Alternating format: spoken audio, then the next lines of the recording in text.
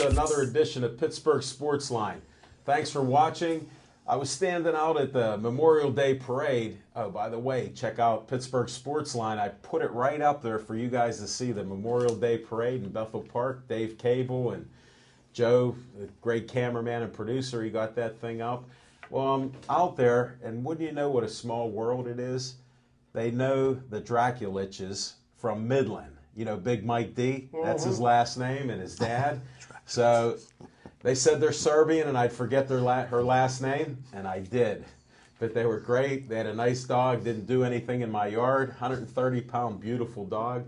And then I meet a couple other people, you know, of course, before picnics.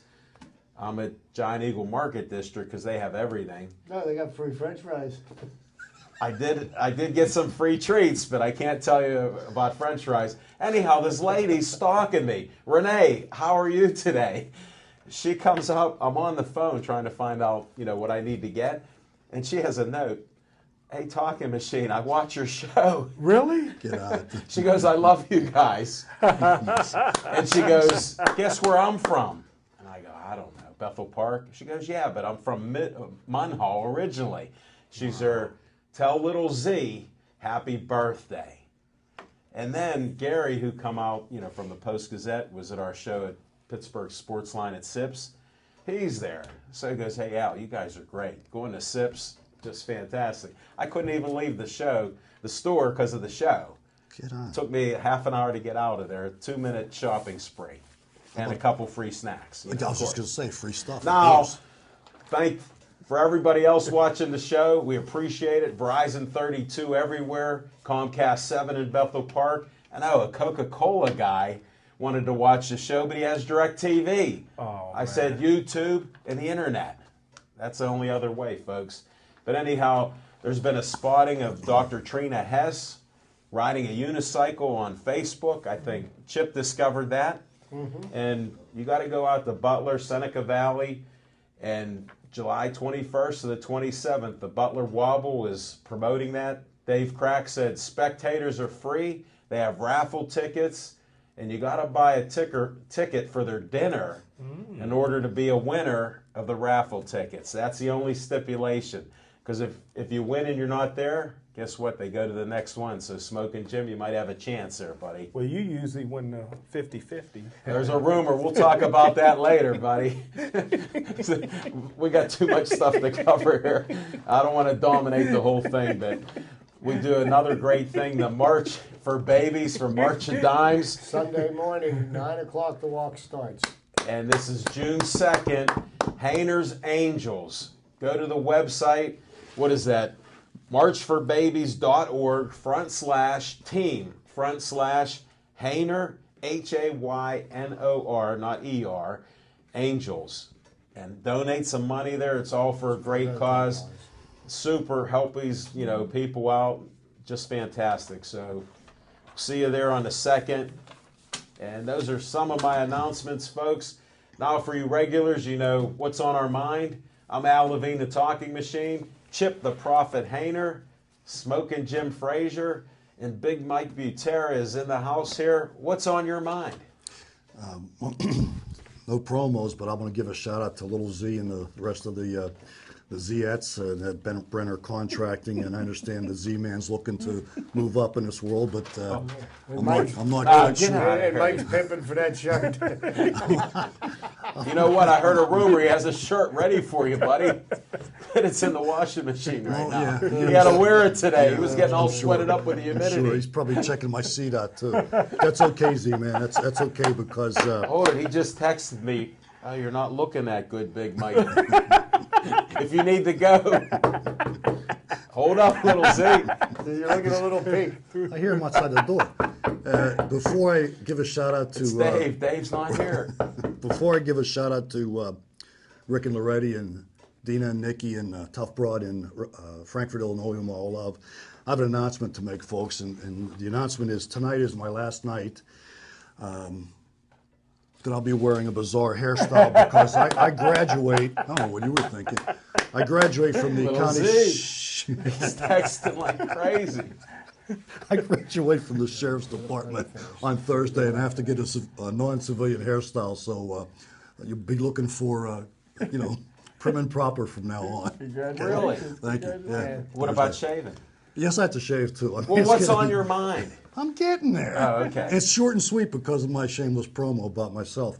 And We this didn't is notice. this is what I would appreciate if you guys would seriously revisit because the Bruins smoked the Rangers in 5 games in the second round of the playoffs.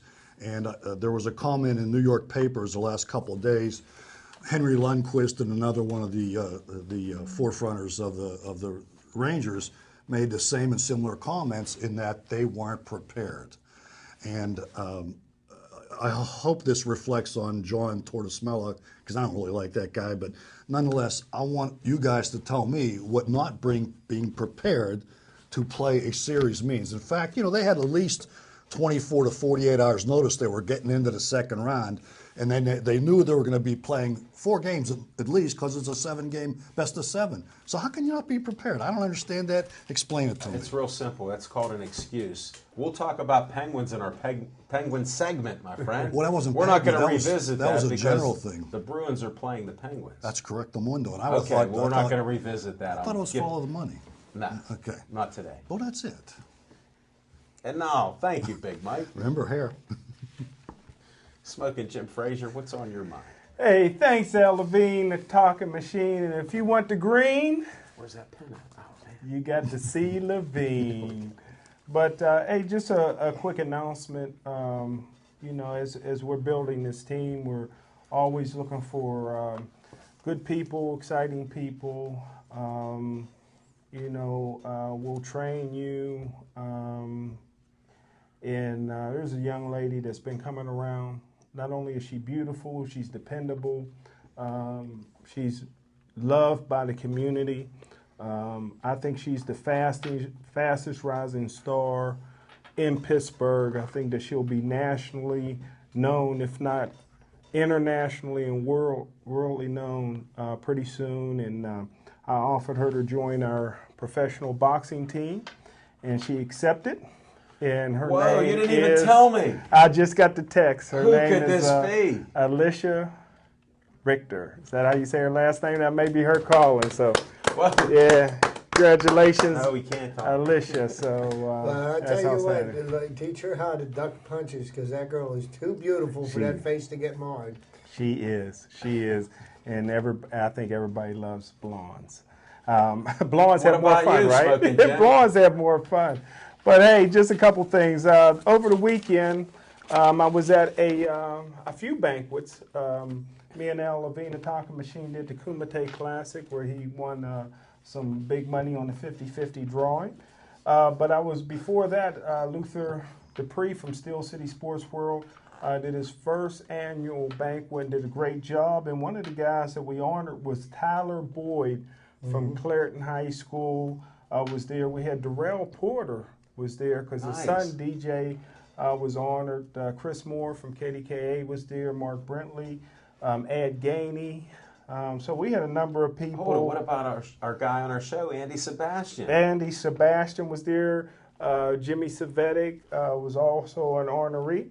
But what's on my mind is with Ray Lewis retiring this year and also Brian Urlacher, I put together my top 10 middle linebackers of all time. Wow. Number 10, Brian Urlacher. Number 9, Bill Romanowski. Wow. Number 8, Levon Kirkland. Number 7, Ray Nitsky. Number 6, Willie Lanier. Number 5, Junior Seau. My favorite linebacker comes in number 4, Jack Lambert. Number 3, Mike Singletary. Number 2, Dick Butkus. And number 1, Chip, Brother Ray. Ray Lewis, greatest linebacker, greatest football player of all time, and that's what's on my mind. Good stuff. Thanks, Smoking Jim. Appreciate that. All right, Chip Painter, what's on your mind? Oh, thank you, Alan. What's on my mind tonight? Well, I'll tell you what's not on my mind tonight. Football in shorts. The OTAs are going on down in Southside, but that's not what's on my mind. What's on my mind tonight, and if you notice the gear I'm sporting, the Pittsburgh Pirates. Yeah, we're almost a third of the way through the season. We've played 51 games this year. And the Pittsburgh Pirates are 31-20, and they have the third best record in the National League.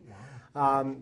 A far cry better than anybody anticipated them coming. But the thing I want to bring to people's attention, and I know that the naysayers, they heaped all this ridicule and scorn on Clint Hurdle and Neil Huntington and the Pirates scouting staff because of the moves they made in the offseason. And we didn't spend hundreds of millions of dollars on players that aren't going to perform. We went out and picked up people that were on the last leg of their journey, maybe to some people that had some success at one point and had faltered, and gave them another chance. And I think a real big shout needs to go to Neil Huntington and his scouting staff, because look at what the Pirates have done with the moves they've made without spending hundreds of millions of dollars. I think, they've done an excellent job of bringing people up. For example, Genmar Gomez is pitching tonight against the Detroit Tigers. Who ever heard of Genmar Gomez? Well, he was a very successful pitcher in the Cleveland Indians system. Had a couple of had a good season in the majors, and then for whatever reason seemed to lose his edge. But they brought him in, a different environment, different coaching staff, different philosophies, and look what's happened. He's been a part of the turnaround of the Pirates pitching staff. The Pirates pitching staff in the month of May leads the major leagues in earned run average. That's pretty unbelievable when you think about all of the $150 and $200 million pitchers that are out there on other teams' rosters that aren't doing nearly as well. So, we got to give some props to them. And I know all of the naysayers are sitting quietly, waiting for their moment to pounce. The first losing streak, and I know we're going to hear it again. And I hear people criticizing the fact that, we are playing Pedro Alvarez. Well, Pedro Alvarez only happens to be leading the team in home runs.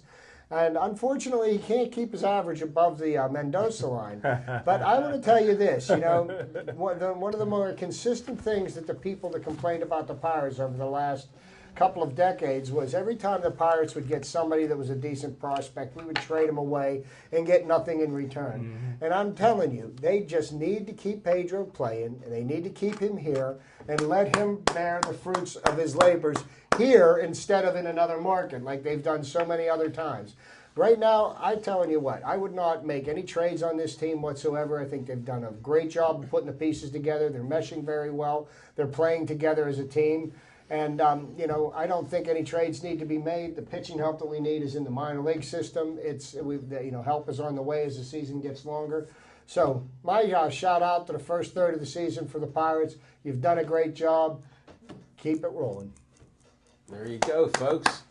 And I think the key to all this winning was Chip gave me some Kool-Aid. Mm-hmm. It was very sour grape Kool-Aid, and I drank the whole thing. It's getting sweeter every week. And every day it is getting sweeter. I wasn't going to talk Pirates, but I do have to give them some compliments. If you saw the Facebook page I put up about first time in Pirate history, 15 wins in April, 16 wins in May. That's never been done in our history. Mm-hmm. So, just that in itself is shocking in this day and age. So maybe those pieces to the puzzle are starting to fit together. But what's on my mind is hockey. And the problem I have with hockey is, how can a major sport not be able to tell you when your team is playing? Now, does anybody know if you get rain or snow in an arena this time of year?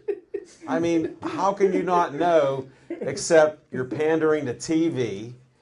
And why are you doing that when you're like a third-class rating on TV or worse? Except for the Pittsburgh market, maybe one or two others. We're number one in root sports the last couple years, beating everybody in hockey.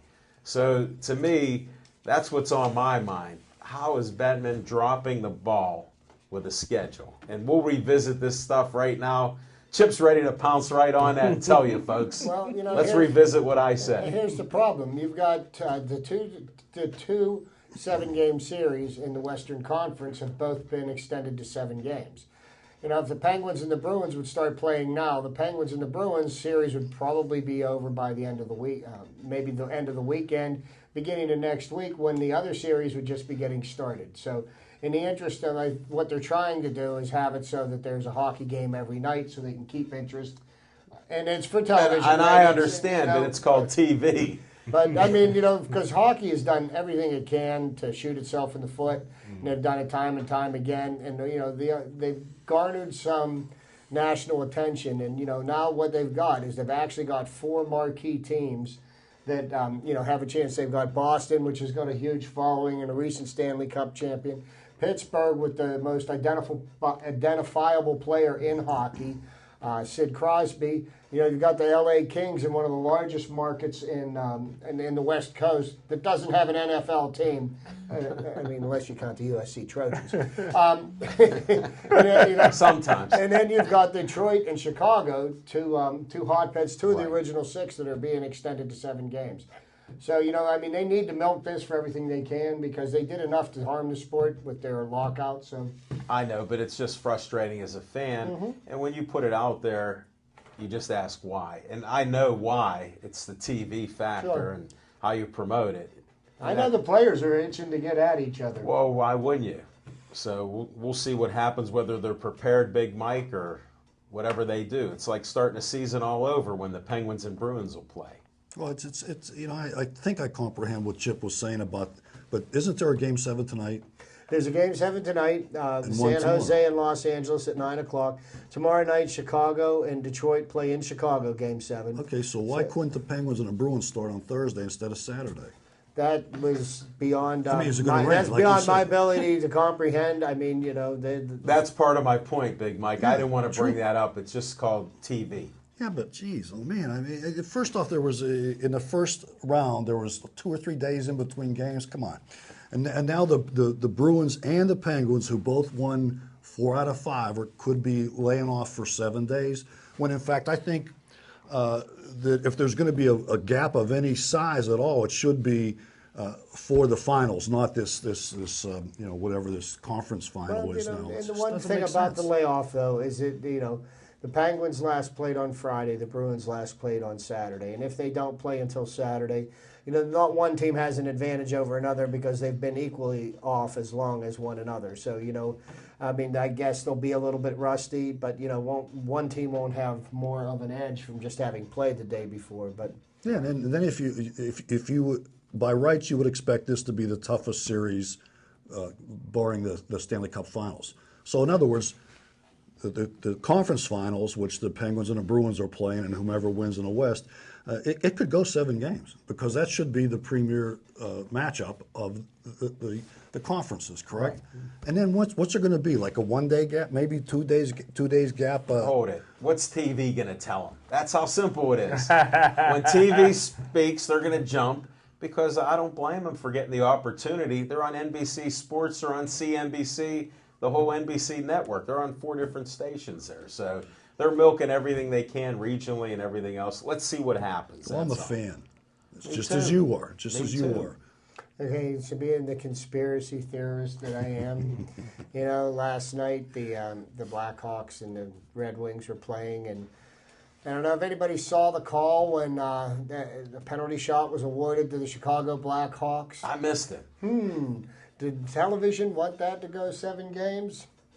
I wonder. Well, I brought the conspiracy up, I think, a week or so ago with there's more home wins this year. So it means they're coming back to play at home instead of closing out series. Good point. So, Now, the Chicago and the dogfight. They were getting blown out. They were down 3-1 at one point. Chicago? Yeah. Yes, and Chicago, That was my pick to win the Stanley Cup. well, that was my pick to play the Penguins in the finals. Me So, too. So, Don't count out the LA Kings. hey, I want to in one revisit. Where's Jack Ham on your list? Middle linebackers. I'm sorry, Jack was outside okay. linebacker. All right. Yeah, that's. I He missed, would be on I any missed the list. middle. Yeah, There was so much I stuff going on. apologize. I might have Yeah. missed it. You probably Yeah, said Jack, it, but the I wasn't hammer. The listening. hammer would be on any list for all-time linebacker. And a little known Just checking. linebacker didn't get a lot of ink was a guy that played for the Atlanta Falcons in the late 60s, early 70s. Tommy Nobis. Yes, Tommy was. Nobis was tough. He was a Mike rough- Curtis Mike for Curtis. Baltimore Oh. Colts was tough. Yep, There you number go. 32. I know my white linebackers. I know. What are you saying? You're looking for a white safety?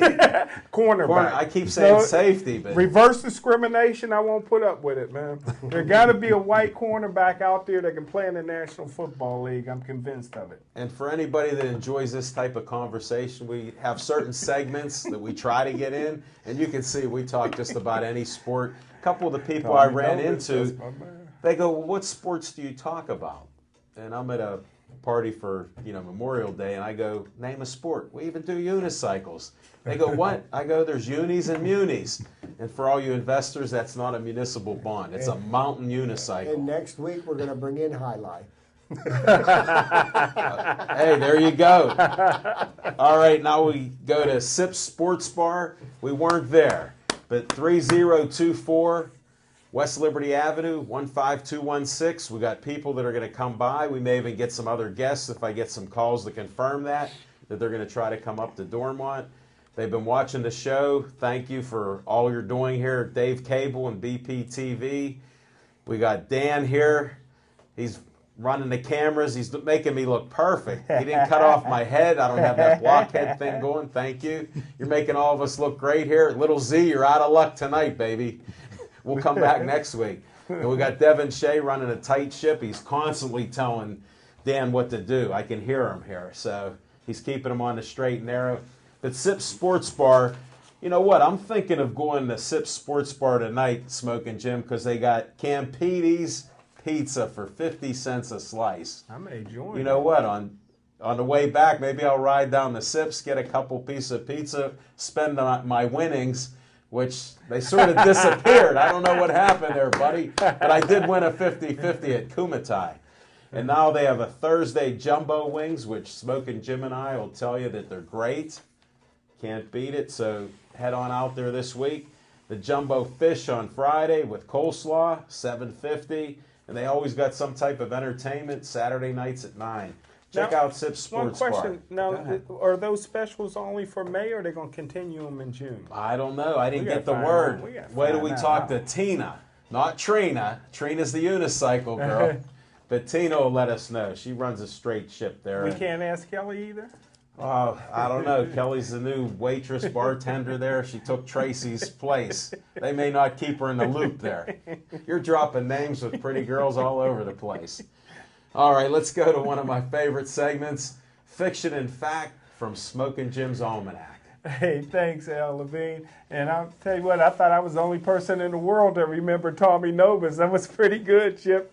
But, hey, we're going back a little ways. Fiction and Facts.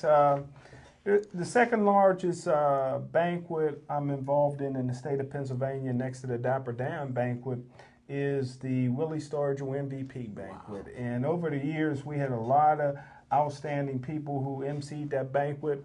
Muhammad Ali, Dr. J, Marcus Allen, the list goes on and on. But You're talking Hall of Famers and we're everything. talking Hall of Famers. But I tell you what, the guy who, Claudio Rilsano. No. Yeah, so we've Not had the some, head coach of CMU baseball. we had some, and Claudio could have played in the NBA. We thought he was going to play in the NBA because he's the tallest in his family, but he didn't make it. But my favorite MC of all time was Sir Charles Barkley. Sir Charles Barkley came in, and I tell you what, I didn't know at the time that he's written 5 books. Himself. So he says, but he came in, and I tell you what, no notes. He spoke for over an hour from his heart.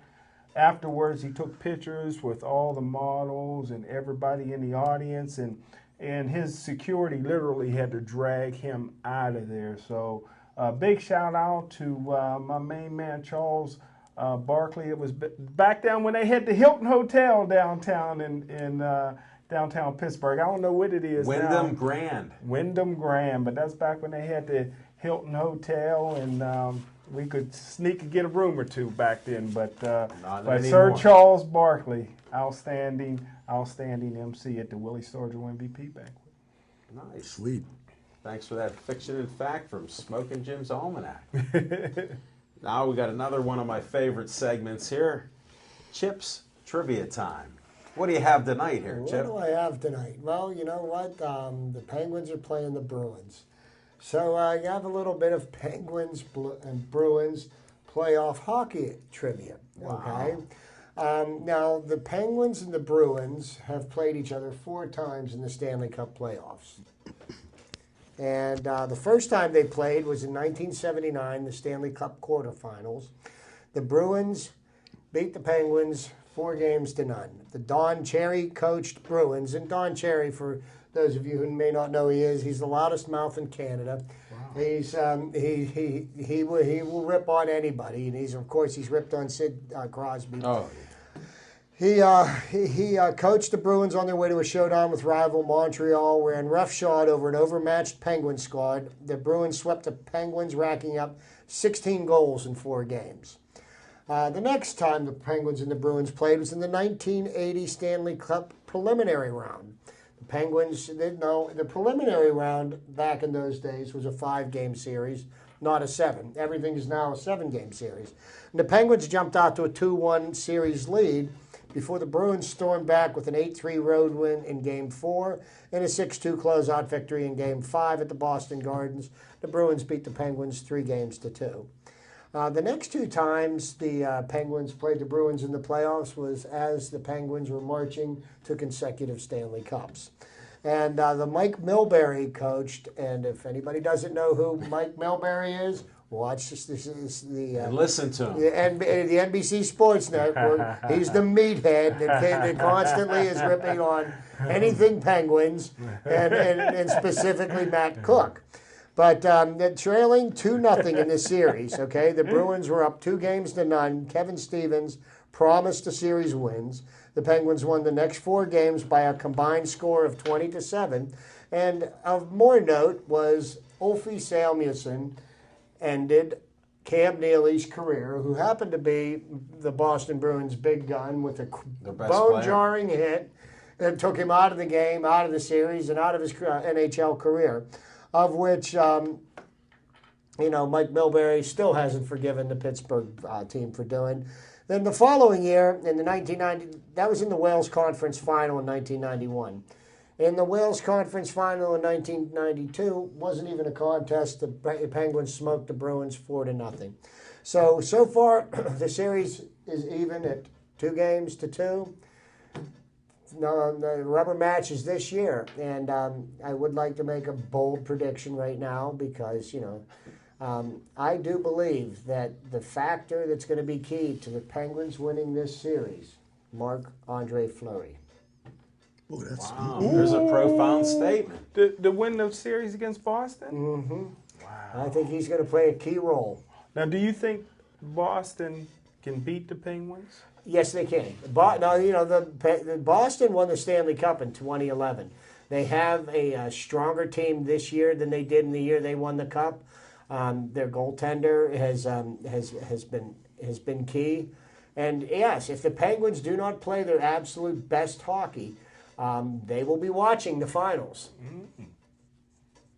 There you go. We'll talk about some of that during Penguins here, folks. We're getting antsy with it's all hockey tonight. All right, now we got another up-and-coming segment. It's becoming another favorite of mine. You handled it well with Little Z. He answered questions left and right last week with you, Big Mike. We got Big Mike's questions. That's why I'm counting on a chair to my right. This jazz here, it took me 2 days, 2 nights to come up with this stuff, and I still am perplexed over the answers I got. Because what I did is I went to websites and did a conglomerate. But basically what I'm trying to get to is the best of each sport in the 70s and the 80s. And the reason why... How many questions do you have here? I don't know. It's got a lot of paper here. The reason why I did this, because if I recall correctly, you were born in 1960, right? Well, I was born in 1960. Yeah, and I didn't want to put you at a disadvantage for the 70s, although I'm sure He you were reads hip books. to it. I know he does. Some of us do, some of us don't. Okay? Every day he reads a book. Jim writes them, I read them. In the 70s and the 80s, I think it's a no-brainer, as into basketball, who were the greatest. Okay, for those who don't know, Okay. this is Lakers? this. No. Individual players. Individual players. I find this to be interesting because they gave Kareem Put your glasses on. Well, Abdul-Jabbar the 70s, even though he started in the he played in the 70s. He won a world championship with the Milwaukee Bucks, I Yeah. believe it was in 1971. See, he's only 11 years Oscar old. Robinson. You know, Big you know, O. you Big know, you know O. what's And funny? he did it as Lou Alcindor, not Right. Kareem Abdul-Jabbar. Wow. Who did the Big O play for? Milwaukee. Cincinnati. And Milwaukee, the Cincinnati Royals. That's correct. That's awesome. Because he was one of the names that cropped up. Okay. In football in the 70s, in the 80s, and this is where I was perplexed. Steelers. No, individual players. Don't play with me. Okay. That's for TV, folks. Okay, this is where I was perplexed. In the 70s, the 80s, the two names, and again, I made a spreadsheet, so whoever name came up the most, goodness. I drove me crazy, man. I You went are through a a ream of rocket paper. scientist. I had a couple people asking me on the side if you're actually a rocket scientist. I do have a chemistry set at home. Okay. There you go, folks. Okay, the two number one player and or players in the 70s and the 80s, according to this spreadsheet that I made over various sites. I would say Joe Montana would be up there. In the 80s, correct. He's number one in the 80s. Okay. Is that you talking And about football? Football 70s? players. In the 70s, yeah. 70s. 70s O.J. Simpson. Close. He actually came in third, but Walter Payton came out first Wow. with Roger Staubach number two. Roger, ooh, that's good. Now, as far as Steelers go, in that top 10, there were 4 Steelers in the top 10, but they didn't make it in the 1 and 2, and that was Bradshaw, Ham, Lambert, and Franco. Oh no, Green, not Lambert. Yeah, Green. And Franco? Yeah, and Franco. sure. Okay, and LT got an honorable mention there too. Okay, in baseball in the 70s and the 80s, as a player. Bob Gibson. His highlight was in the 60s. I Mike thought he still Schmidt. last. Mike Schmidt for the 80s, very good. Mike Schmidt was the number one consensus in the 1980s. And this Pete is In Rose. his 70s, you got Willie Stargell. Got to be Pete Rose. Pete Rose. Oh. Joe Morgan. Yes, Little Joe Joe made the Morgan. Big Reds I go. I have- Chicken wing. Little Joe made the Big Reds go. That's correct. That's correct. With honorable mention to Tom Seaver and Ricky Henderson.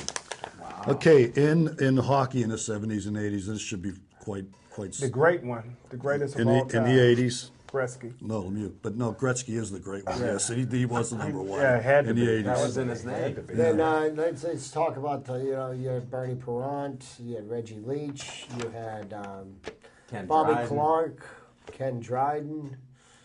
Did the black goalie from Edmonton make it? Grant Fuhrer. He was in the 80s. He was in the 80s. Yeah, In the 70s. In the 70s. Bobby Hull.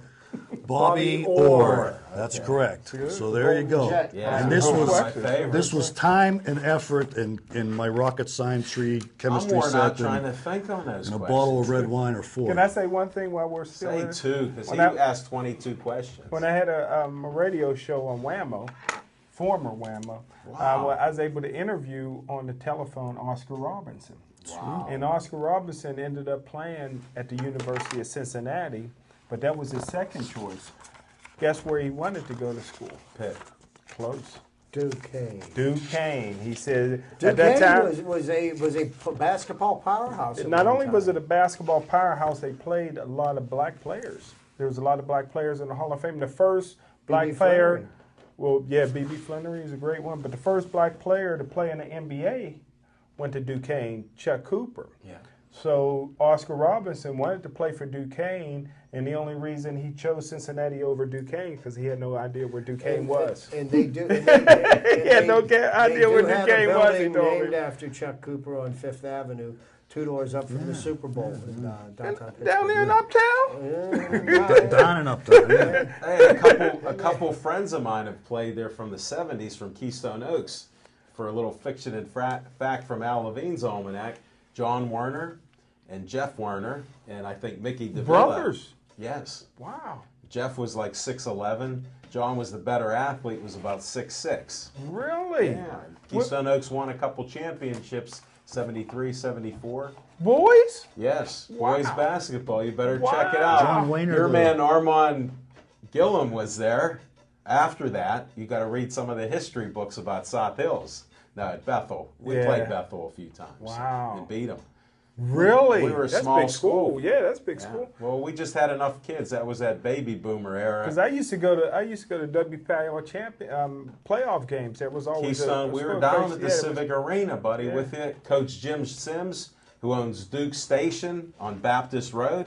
Best Stop in and see ribs him. in town. Where's some Just good Best ribs? rib, Duke Oh, Station. man. Smoking Jim. Where's it at? Baptist Road. Baptist Road. Oh, Where's we- that? we Out should- this way? Oh yeah. Bethel it is. Park, Coach Sims. We gotta go. We'll go there tonight. Hey, stop Meaty ribs. Yes, You know they what? fall off the bone. You'll clean the bone. There isn't an ounce of fat on them. I like the place on 51 across from the VFW. Yeah. What's that called? That's called Oh, the we're Rowdy talking Barbecue. Keystone Oaks That's there. the Wait a Rowdy second. Barbecue. That's you're like those Y'all ribs there really too. y'all really know your ribs. Oh, at Don Campiti, we'll go to Sip Sports Bar and Don get some. Campiti. I went there tonight. I couldn't get a slice. I couldn't get two Where'd you go? slices. Campiti's That's because you're supposed to go to Sip Sports Drop Bar. my name. to get slices. Drop mine too. Telling you Don what. said anytime. You'll get slices. Really? He'll slice you. Okay. Well, here before we get off this, We're ready. the most difficult record to be broken in the NBA, somewhat equivalent to Joe DiMaggio's 56 game 100 hit streak. points. No. The career number of triple doubles is held by Oscar Robinson. I think it's 186. And the reason why I know that is because his name came up in that 70s thing, and I just went to Wikipedia and looked him up. He's very accomplished. Well, one season Baller. he averaged a triple double for a season. What is it? For a season, he averaged a triple double yeah. for a season. He was one of the, back in those days, probably the two of the better guards that played basketball were Bob Cousy for the Boston Celtics. That's my favorite. And the Big O. And One-hand I tell you what, shot, those two, when they played basketball, the ball was just in perpetual motion, and they drew the defense to them. They dished it off to the bit players. Wasn't that and- carrying like they do today? Can you imagine if they could carry or shoot the 3-point shot? Wasn't no would've been- 3-point shots back then. Wilt Chamberlain would have had 300 points in a game. And the dunk was something that was not. Oh yeah, you know, they'll bring you to your feet. Yeah. Because it happened a few times a game, Well, not every you know, play. the dunk right now, it's just you don't see the quality shooters that you've seen in the 60s and the 70s that you see now. A guy makes 34% of his field goals, and he's considered a sharpshooter. 34% didn't even get you off the bench back in those days. that's true. Because you had to be able to shoot. And they knew how to kiss it off the glass too. Banks were always open. Well, I like that. never close. All right, folks. I want to thank Bill Neal for letting me join Smokin' Jim with the Kumatai Classic. I went to every booth, met a lot of great people. Yes, We you may have did. future visitors here. I got to announce on TV here, Smokin' Jim and I we're working on a deal right now to maybe announce some MMA up in Steubenville. Wow. So we might be taking this show on the road. Devin, I don't know if you're ready to go up to Steubenville, buddy, but we're working on the details. Wait about the unicycle. I got to first prep him for the July. He still 20 hasn't gotten over going to Butler yet. If not, Aaron Ward. These guys never watch the show. Devin's in there right now. He's just screaming at Dan right now, like, what's Al talking about? So, No, but and Devin may be in the MMA. He may want to well, we get in met some that great cage. people. Words of advice to you, Devin. Be careful what you volunteer for. Well, I'll tell you what, I saw some great athletes, and I think I ate so many energy bars and healthy things there. It was that free. I couldn't go to sleep for about 2 days. I just, One of first. how'd you know? You guys are brutal here. It's true. Alan, we love you. Don't ever change. Don't ever change. Just ask the guys I work with at the Press and Post Gazette, like Jimmy V and Gary and Chief. Don't fall off of your chair about free stuff there, Chief. You've seen me in action. So we'll see you next Monday night at Sips. But it was great. Bill Neal was really, he's just a great guy when you do interviews. And he brings people up there. And I met Bill Viola, Yes, who's sir. a champion. Yes, sir. And just a legendary guy. I met him. They're going to expand the Kumite Classic to like, what, a 4-day event or something, Smoking Jim. And they're even going to have like a marathon race and just unreal. And I was in, I don't know, somebody told me to call it It's God's Country in Monroeville. And I was out there. Where the sun is always shining. Well, you know what? It almost set on our party. I was out there 8 hours in God's country. So, I mean, the people were just great people. The athletes that are out there, men, women. Oh, the Pittsburgh Force was out there. Yes, it was. They had a booth there, and Emily said hi to us. Roger Kingdom was from Monroeville, wasn't he?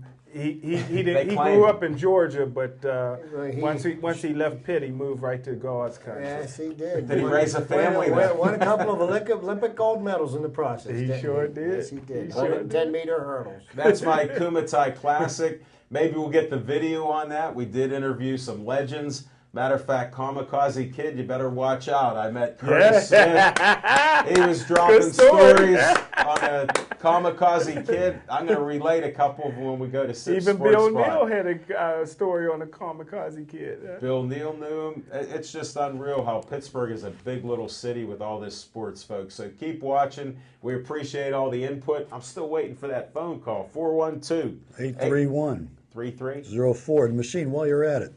Explain to those kids in Kitty Land out there in TV Land what exactly the MMA is. I'm sure they're very interested and want to know. I don't know.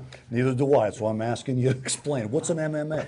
Well, one thing I do know, and people Mixed know, and I still martial have a few of them here now, is at the Kumite Classic at the Monroeville Convention Center. I was handing out letters of intent for the University of Gateway. Yes, he was. Hey, what? Oh, but here's what it looks like. If you need here's one of their flyers. I don't know if Dan can get. Oh, look at that. And it was a 2-day event. A 2-day, because our man Andy Sebastian taught me. 2 days. And Jim will sign a letter of intent to anybody 6th grade north. I don't know. He was kissing babies in Monroeville. Chip, I got to disagree there. He went to babies. Well, they can't sign yet, you know. Well, their mamas were signing. Well, next year we're going to get some brothers in from Kenya because they're having a marathon at the Kumite Classic. I So know. There we go. And brothers from Kenya seem to find this country on the marathons for winning. You know what? Speaking of Kenya and the marathoners, the guy that won the Boston Marathon is a Kenyan, and he's a young man, 23 years old. He's going to come back to the United States, and he's going to give the medal back to the city of Boston that he won in the marathon because he felt so bad that so many people were hurt as a part of that. And I was thinking, here's a person that's not even an American, and he's 23 years old, and he's reaching out to show respect for the tragic events that happened there. So you know what? Give him a little round of applause. Yeah, Well done. sure, absolutely. And since we're applauding, go Buccos. I'm on the bandwagon, Chip. I'm still there. I think they have the pieces like I was explaining with that puzzle. And whether they made the right moves, sure, it was a 5-year plan. It took 6 years. I mean, so what if they're on the hot seat right now? If they do the El Fodo, I'm not saying they will. I think I'm going to lose my dollar. I can't find it right now. But the chip this year. I even told a couple guys that I think I'm losing that dollar this year. I actually believe it. The thing about the Pirates that's so intriguing about the way that they're playing right now, and they're playing so well as a team. They're not relying on any one person. And Andrew McCutchen's bat's starting to heat up. He's gotten a number of multiple hit games recently, but it's like every night it's somebody else. You know, they're playing solid defense. You know, so one guy will go 3 for 4 one night, and he'll sit down the next night to plug in somebody else, and that guy will step up to the plate. You don't see any backstabbing, sniping. You don't see anybody pouting. You know, they just whenever they're given an opportunity, they make the most of it. And, you know, they're playing very, very well as a team, and they're learning to rely on themselves. And the most amazing thing about the way the Pirates are playing this year is that, especially in the second half of last season and even, in 2011, is that when the Pirates got down, if they had an early lead and they were winning 2-1 and they went down 4-2, 5-2, anytime after the 6th inning, you could just turn the TV off because you knew that they weren't going to win the game. And they have come back and won so many games late. And even yesterday, playing the Tigers and playing Almost. the best, arguably the best pitcher in baseball, Justin Verlander. They started pecking away and pecking away. They got themselves back into the game, and in the top of the eighth, they were in a position to tie the game. And, a boneheaded move by somebody just brought up from AAA by Josh Harrison caused the Pirates to lose the game. But, what you didn't hear is criticism from anybody on the team or the manager about that play. You know what they do? They're going to show up tonight, and they're going to try to win, score one more run than the Tigers tonight. And I love the attitude, okay, because it's 162 games, and all you do every night is just go out and try to score one more run than your opponent.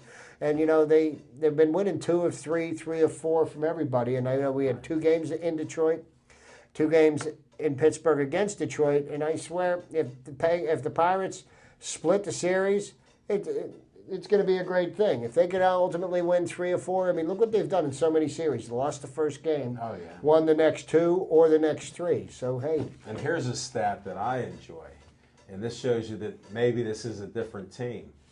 28-0. When they have a lead in the end of the game, the last couple, if they've 28-0.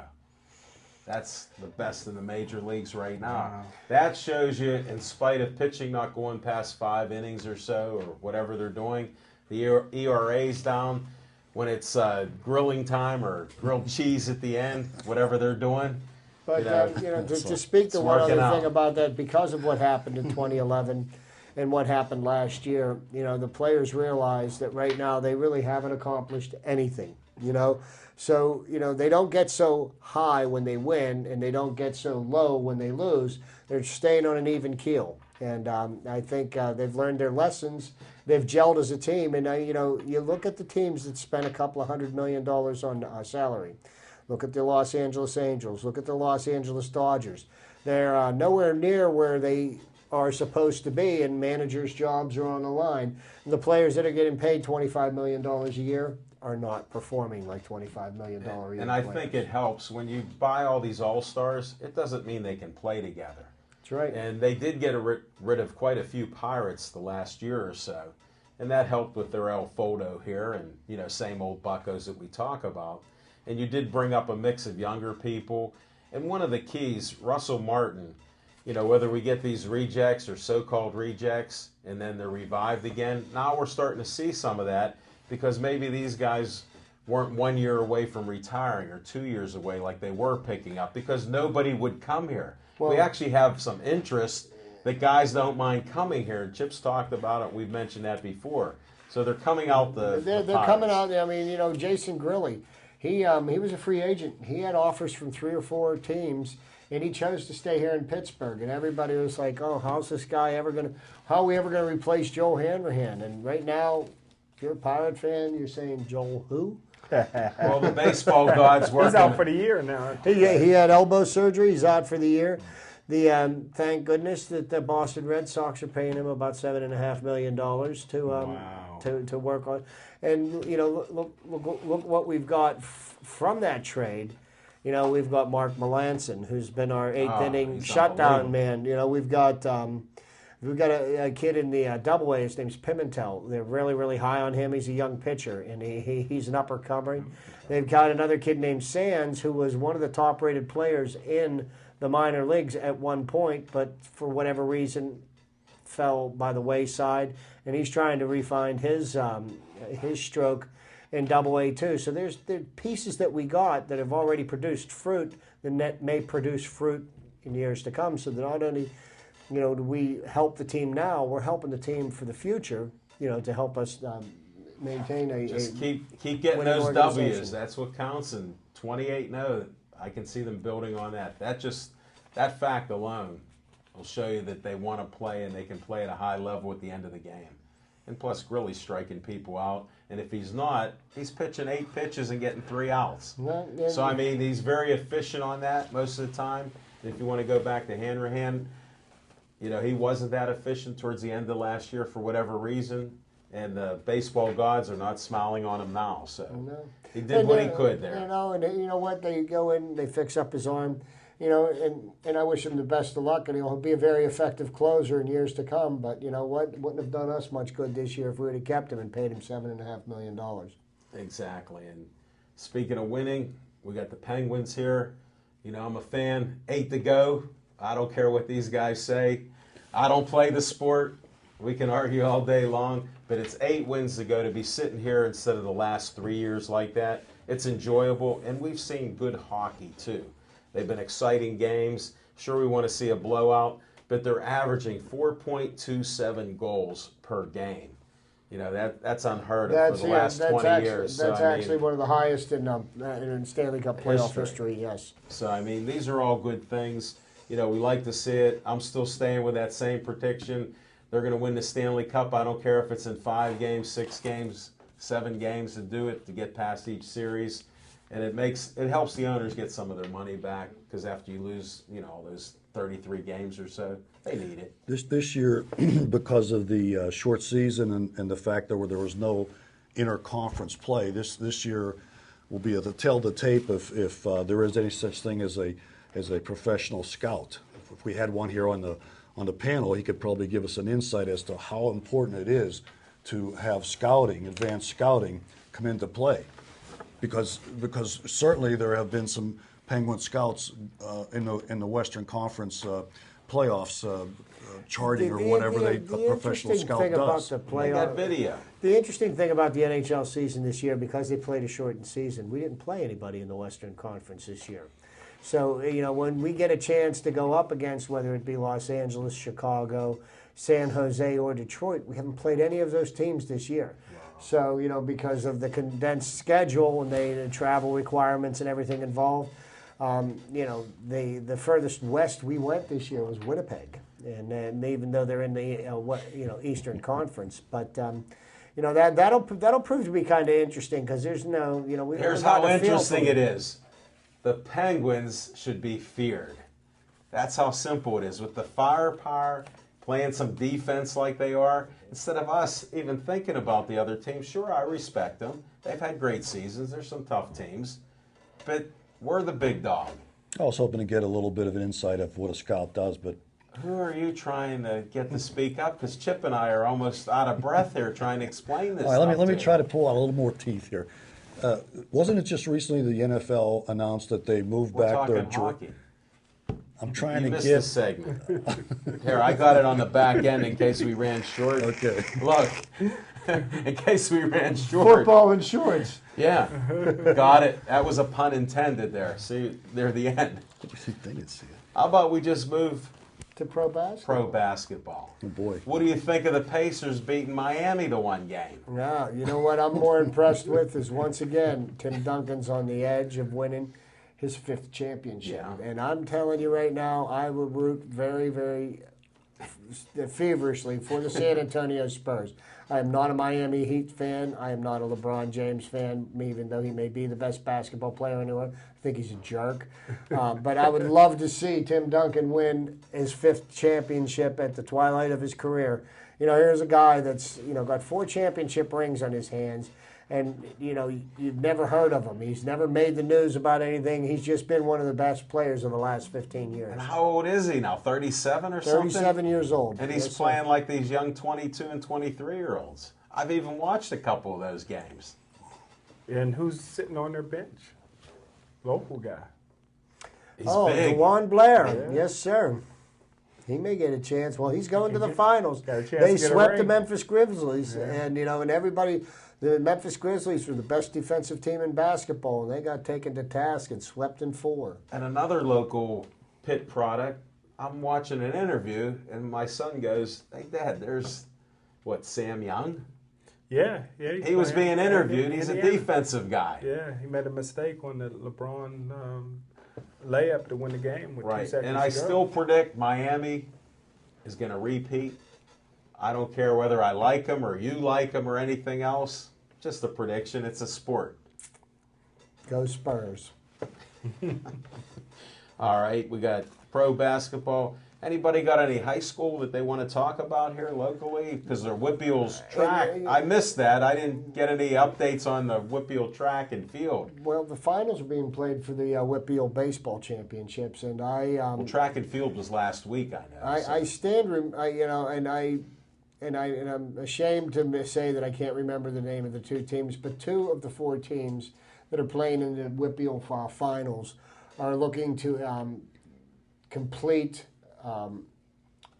undefeated seasons. Wow. So there's two of the teams. I think one's in AA, one's in AAA. Somebody call in 412. That are playing for the 3304. championship, and wouldn't it be something to have two undefeated champions out of the Whitbeal in baseball Yes. this year? Wow.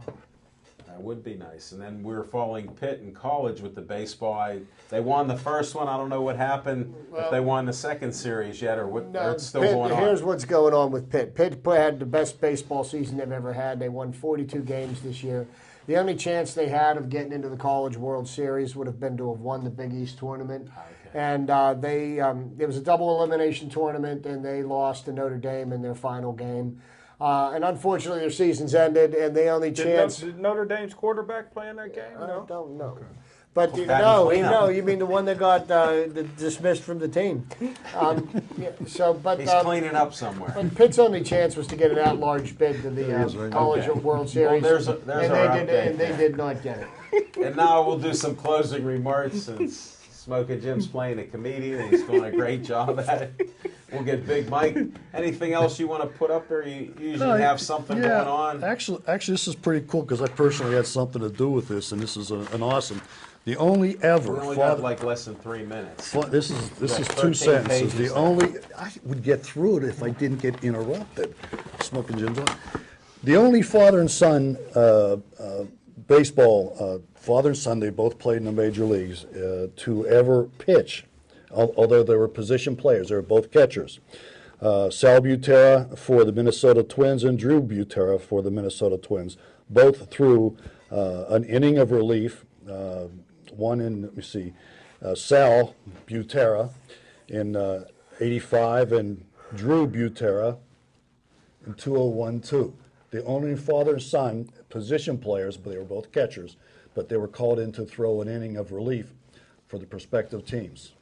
The Buteras, Sal and Drew. And this Any is relation to Big Mike? Big Mike Butera.